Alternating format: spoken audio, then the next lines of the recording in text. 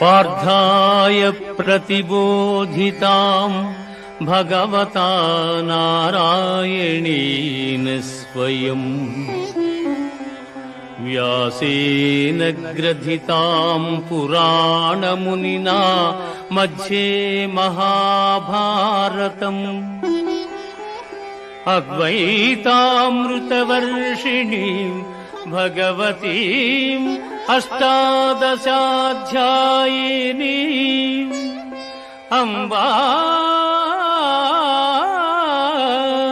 త్వామనుసందధామి భగవద్గీతే భవద్వేషిణీం భగవద్గీతే భవద్వేషిణీం.